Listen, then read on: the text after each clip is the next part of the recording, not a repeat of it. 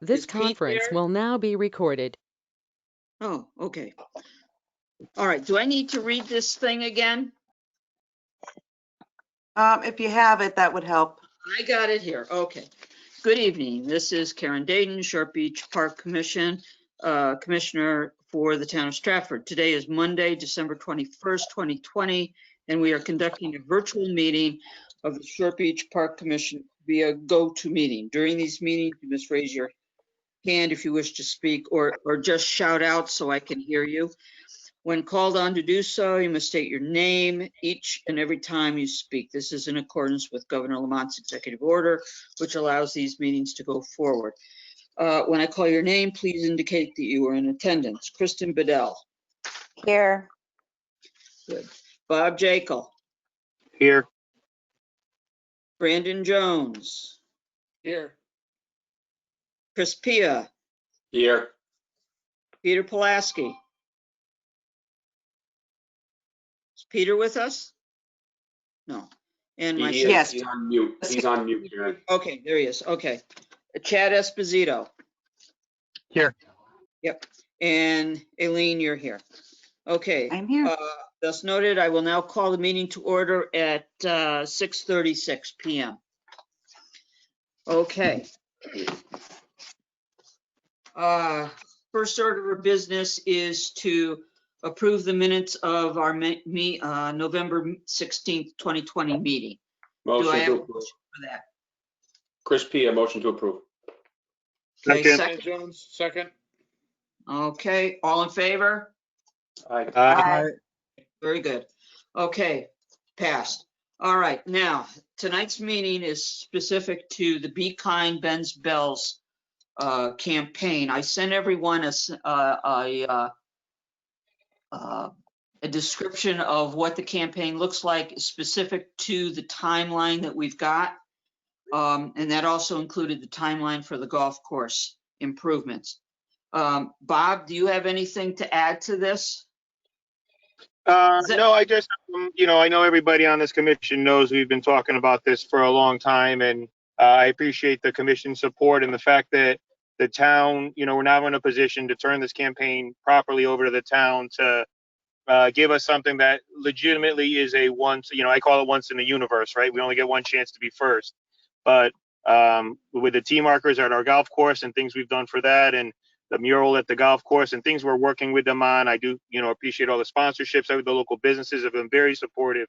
But from the recent meetings we've had with Ben's Bells, they have reached out to us and really given us confirmation and reaffirmation that they want just as much to be part of our efforts here at the course. But I want to make sure I give enough time to Pete and Chad and Karen to cover their part, because we're going to need some commitment from the town. So to help really push it forward, and it's going to be a great fit with all our first tee initiatives. So I certainly defer to the people that are going to be able to implement it at the golf course. But it's been a long time coming, and I'm looking forward to watching it get rolled out and be. Okay, where we're at right now is the planning phase. Well, the planning is actually over with. We've now gotten a commitment from Ben's Bells Be Kind for on March 2nd, 10 a.m. at a 90-minute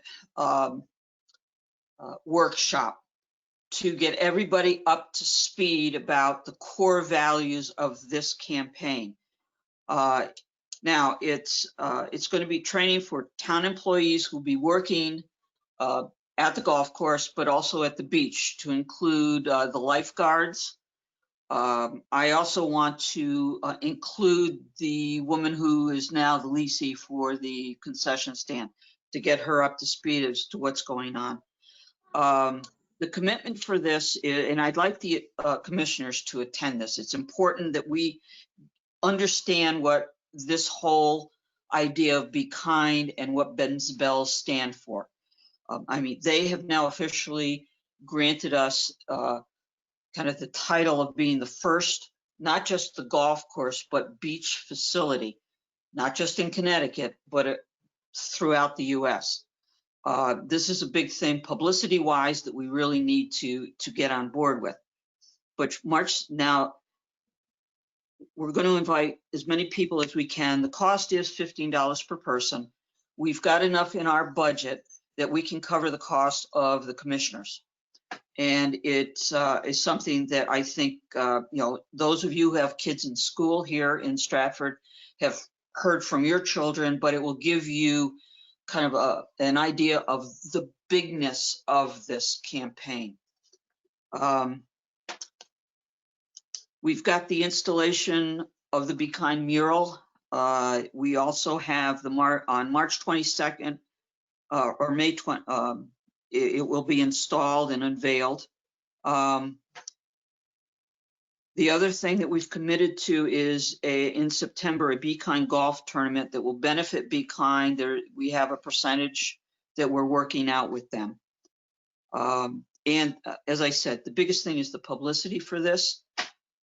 We want the mayor's office to really understand and know what it is we're doing. So somewhere in January, there'll be a meeting with the mayor to fill her in. She already knows what we're doing, but now we need her backing. Pete, is there anything else you want to say? Because this is going to be a big part of what's going on at the golf course. Karen, yeah, Peter Pulaski, member of the commission. I think it's important. The first step was the training, which I think it's great. The next steps will be the staff itself, staff members understanding what's expected at the golf course, and then certainly how we go forward in the marketing of it at the golf course. We have the tee markers that we're going to be putting on the course.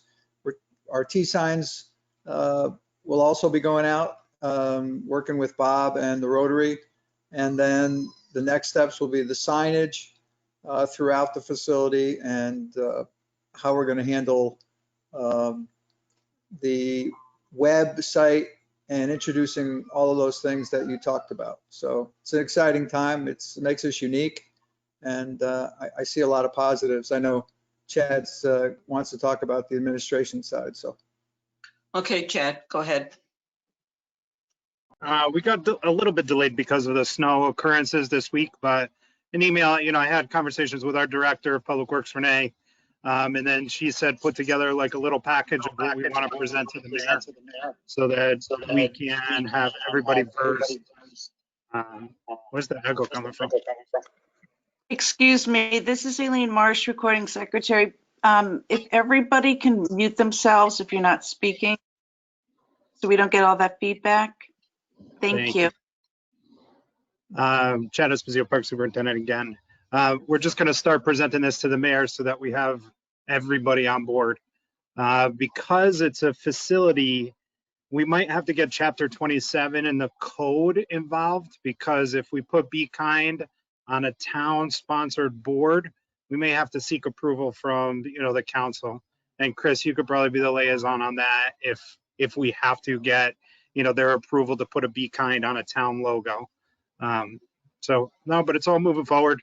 Excited to do this. Excited to spend some time in the off season to really, really hone in what we want to do and have a presentation. So when we're ready in May or whenever we decide that is, that we're a full go and moving. Okay. I think at this point, this is now a real thing. And I know I might as well say that Kristen Bedell has, or this is Karen Dagan, the chair.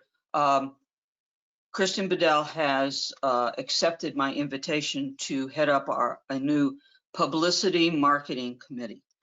And thank you very much, Kristen. The goal is to do a couple things. One, of course, put together a package where we have some press releases and look at what kind of publicity we can get out of this whole thing. The other thing, though, that I think actually is the main thing, is to get the mayor's office behind not just this campaign, but behind supporting the Short Beach Park facility. Her office has some things that can help us with this. We do not have a real budget for the type of marketing, publicity that could and should be done. It would be great to have her do a video. She's done a couple videos for small business and other things throughout the town. But it would be great if she could do something with the Short Beach facility. So Kristen, I think you're gonna be working with Pete and Bob on this. And again, thank you. This is a big thing, but this is something that we've needed for a while, but this is a great stepping point to do. Does anybody have any other comments, thoughts about this whole campaign? This No? is Kristen, Short Beach Commissioner. Yes. Pete and Bob, I will be in contact with you guys the holidays. It's been a little crazy with the schools and stuff right now. So I'll be in contact with you guys to schedule something and we'll get together soon. Very good. Bob, do you have anything else to add to this? No, I'm looking forward to get started. Like I said, there's been a lot of pre-work and stuff behind the scenes, and the commission's always been supportive, so certainly appreciate that. And now it's time to, tighten it up, and we're at the goal line, and I'm looking forward to unveiling it to everybody. I'm very proud of our efforts to do this, and you don't get a lot of shots at being the first at anything anymore, so we're the first one to do a lot of what we're about to do, and it's nice to have Ben Bell's approval. So I'm looking forward to being involved with it and doing what I can to keep it moving forward. So thank you to the commission for being so supportive of it. Karen Dayton, Chair. Bob, kudos to you. You've done yeoman's work to start this whole thing. And now we're going to start seeing the fruits of your labors. So I guess, okay, let's move on to, okay, we've already introduced Kristen as the head of our publicity. Now, let's see, members' comments. The one thing I would like to bring up tonight is something that Chris Pia can bring forward. We need to increase some revenue at the golf course. And one of the ways I think we can do this is by raising the non-resident fees. In the email I sent to all of you, I laid out a fee schedule for the non-residents. We are going to become something more than a par 3, and lengthening of the course, new bunkers. We've got the new irrigation system. There's a new vibe on the course. This is not one of your little tiny golf courses that you do in an hour and leave. This is going to be under Pete's stewardness, a great course. It's already a great course, but it's going to become something bigger. So I would like to raise the fees, and I'll put this into the record. Weekdays, non-resident fees for 9 holes will go from $16 to $18. Weekdays, non-resident fee 18 holes from $24 to $27. Weekends, non-resident fee 9 holes from $18 to $20. And weekend non-resident fee 18 holes, $27 to $30. Discussion. Does it need to be a motion before it can be discussed, or were you making a Yes, motion? thank you, Bob. I need a motion. I'll motion that. What she just said, I motion. Okay. Second? Second, this is Kristen Bedell. Very good. Okay, all in favor of, or let's have a discussion now. Karen, it's Chris Pia. No. Yeah. So, question to Chad and Pete. Have you guys discussed this potential raise with the mayor's office or Chris Timniak yet? No, nothing was brought up as of yet. Okay. Pete, I'm assuming nothing on your end? Chris, this is conversations we've had relative to the reports that we run on a monthly basis and looking at the amount of non-resident activity over the last, in comparison to last year and this year. I showed Chad some of the numbers. The you're up a couple of thousand non-resident rounds. So there are a lot of people outside of the town that are using the facility. And based on the quality of the facility and, what I'm hearing from people, I don't think it's out of the ballpark to raise fees, for sure. I don't think it's going to do anything but affect you positively at the end of the day. Okay. So Karen, I would just, if you want to, obviously the motion's been made, and I'm assuming it's to send this with a favorable recommendation to the council, because the council would then have to vote on any fee increases, just as an FYI. And that's why I asked. I just wanted to, with COVID and everything, and to Pete's point, listen, if rounds are up for non-residents, I understand that could be a little bit of extra profit that we could take for generating revenue. I just want to make sure that it's in line with the fee structure that Parks and Rec has been looking at over the last couple of years. This is Karen Dayton, the chair. In looking at the fee structures that they have and looking at the facility, the quality of the facility that we've got now and what will be with the lengthening, new bunkers, new signage, new campaign and all, I believe this is in line. I think we have to stop comparing ourselves to places like the Orchards. We're going to be far and away a better facility than they are. They are actually in trouble right now. But I think that this is something that we need to do at this point. We're not raising the fees for residents. I think that, with COVID, other things, taxpayers and all, I don't think we need to raise them now. But I think that it's imperative upon us to make sure that we cover as much of costs as we can. And this is, in my mind, a first step. And I think it's very important. Anybody else have any comments? Brandon Jones, Commissioner. Karen, I absolutely agree with you in what you just said. Okay. Anyone else? Chad Esposito, Park Superintendent, I just wanted to give you guys some quick numbers, and Mia took my book.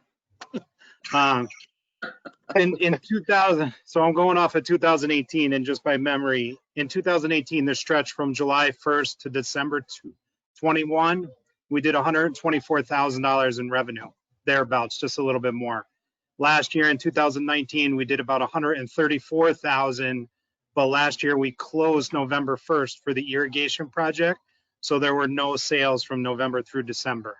This year, in that time from July 1st to December 21st, we're at 180,000. So we significantly increased the amount of play, even going to 15-minute tee times and all of that stuff. We significantly increased play. And like Pete was alluding to or generalizing to, we could run the numbers exactly of how many non-residents round were, but they are up tremendously. So we're not affecting the residents, but we're affecting the non-residents, our guests who come to the community, who realize that we have a beautiful asset and who want to take advantage of it because, golf was very, very, very popular and very busy. Chad, just question for follow up to that. When's the last time we raised non-resident rates? I think it was 2014, Yes. I think that was the last time. And it was only $1. I think we raised non-residents rates about $3 or $4, and residents were only $1, back then. That's correct. And this is Bob Jacob. I just want to make one quick comment too, just as far as the value of the course and how well it's being kept. I was there consistently through the summer, and the quality of the course was always fantastic. It really was enjoyable around the beach. It wasn't just because it was a quick hour and a half or a couple hours to get out and play golf. The course is really in phenomenal shape. And I was surprised at how many people come. Initially, I was telling Karen and Pete, Chad, about this earlier. I thought non-residents were the Milfords who were tired of the Orchards, Trumbull, Shelton, Monroe, right around us, Bridgeport.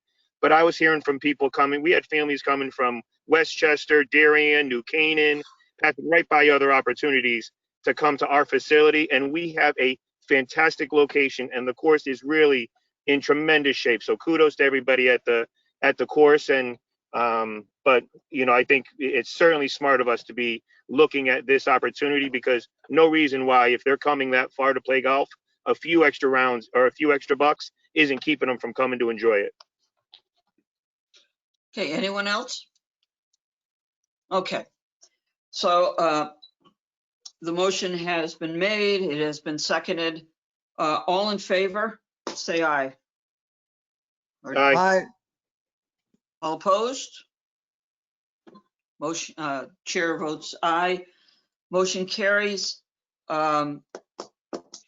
Chris, you can bring this forward now. I think this is, So, yeah, to- so Aileen, so when the minutes are done, obviously Aileen will send Margot, the council clerk, a notification of a favorable recommendation to the town council with the specifics. very good. All right. The next, any of you have any comments or concerns about anything? New ideas? Karen, Now's your Chris chance. here. Oh, Yeah. Question for Chad. Fence is looking good, perimeter fence. Are we complete? I didn't check today. Are we pretty much complete, Chad? And outside of, are they planning on doing at the end, the cul-de-sac at the end of Short Beach Road there, where the fence line next to our gate, our exit gate, are they planning on bringing that up anymore or leaving it at the original height? So the end of Short Beach Drive, where the exit gate is already at 6 foot. So the only thing that would be the fence on the Williams property, or the one that walks down the walk path, Yeah. which was very, very adamantly opposed to. So Yep. we're not touching that fence. Mike was working on the fence. I don't know how far I apologize. I worked about, 50, 60 hours in the last 3 days. Yeah. So I didn't go down and take a look at the fencing, but he was working on it. His goal was to get it done, as soon as possible, because he has all of the materials and all that stuff. So he'll get it done. The fencing that's outside the pump station and all that stuff still has to be fixed too with the tree damage. So as he wraps around, he's going to clean all of that up. And are you guys going to be taking that big tree stylus? I know it's a minor priority compared to everything else in town, but is that big before next spring? That big? Okay. Yeah, we tried to get to it a few times, and just conflicting schedules and priorities came up. But yes, it will be removed as soon as possible. In the wintertime is very good too, as the ground starts to firm up. When things get a little frosty or solid, we could get a loader out there and remove them, and that could happen at any point. And we'll keep it on the radar and make sure it gets done. One thing I do want to say is, like Karen's presenting like this lengthened course and the bunkers and all that stuff. We didn't put that in for this fiscal year's money, so we could put it in for fiscal year's money for CIP, or we have to push it out a season. So, I have rough numbers of what all these things would cost, and we could put it in for this season, or we got to put it in for next year. So depending on timing, just keep that in mind. That's not something we're doing for this spring. That would be this fall for the following season. And Chad, just last question on the fence thing. The bottom of the fence line, I have noticed that it is a little bit higher of a gap than the previous, in my opinion. Is that is a specific reason for the leaves? Because I will just note, and this, on crazy windy days, a lot of the garbage does get tossed around and collects at the base of that fence. And now I'm wondering how much is it going to get through and blow all over the course. I have to take a look at it and go with it with Mike and see. I don't know if he thinks it's going to settle. I could ask him. No problem. My honest, just eyeballing it, man, it looks like it's a lot higher than it was before. So just, and I've seen garbage, literally been times where with super windy days, cans get blown and that fence line almost like collects like a basin. So. Duly noted. I'll put it down in my notes and I'll talk with Mike and we'll go check it out. No problem. Thank you. Okay, this is Karen Dayton, Chair. I drove by the fence today. The guys were out there working. They are like almost done. I think tomorrow they'll complete it. Okay, anybody else? Karen, No. Peter Pulaski, Commissioner. I have 2 points. One is, I think it's important that if the restaurant leasing comes to fruition, that we meet with the vendor and get a good understanding of the relationship between the golf operation and the food and beverage services, especially when it comes to special events and outings. And the other thing I had for the record is I was down just after the snow, and there was some folks out there cross-country skiing on the golf course. And Chad, I don't know if it's possible down the road. We might want to mark out the greens somehow or block them off somehow, just so people understand to avoid them. I don't know if they're golfers or not. Sure. Yeah. We'll think of something, either stakes or something. Sure. Anybody else? Okay, I have Karen Day in the chair. I've got Chris. Looking at our strategic plan, tennis, basketball courts, which, priority, but we did schedule them for CIP money. So if you could look into that and give us a clue as to when we'll be able to start replacing those tennis courts, especially. Okay. So Karen? Yep. Karen, it's Chris. Karen? Okay. Yep. If you maybe write it, right after the holidays, January, obviously budget season's right around the corner. Maybe in the January meeting, we could just go through your top priorities for this coming year, and then we'll discuss it as a commission and kind of send that, I guess, with the favorable, hey, listen, this is our top 3 based on our strategic plan. And then that way I have something going into when we're sitting down, the council's sitting down for budget season with CIP. Yep. I kind of know on a prioritized list what is most important. Okay. Very good. Excuse me, Karen. Yes. Excuse me, Karen. Yeah. This is Aileen Marsh, recording secretary speaking. I just want to remind you that because of the Martin Luther King and then the president's holidays, there are no regularly scheduled Short Beach meetings in January and February. So you might want to consider having a special meetings, as Chris suggested, in January or February to discuss your list. I'd say February. Thank you. I'm sorry to interrupt. I'm sorry. Karen Dayton, Chair. Aileen, you read my mind. January and February, we will be having a special meeting sometime in there, and I'll let you know, Aileen, okay? Okay, let's see. Anything, does anybody have anything else? No? Okay. All right. Okay. I will entertain, if everyone, does anybody have anything else to say? No? Good. Okay. I will entertain a motion for adjournment then. Motion to adjourn. Second, Bob Very Jacob. good. All in favor? Aye. Aye. Aye. I'd like to wish everyone a Merry Christmas, and you'll be hearing from me shortly. Okay. Good to Happy go? holidays. Okay. Merry Good Christmas, everybody. holidays, guys. Bye, everybody. Bye. Bye. Bye-bye.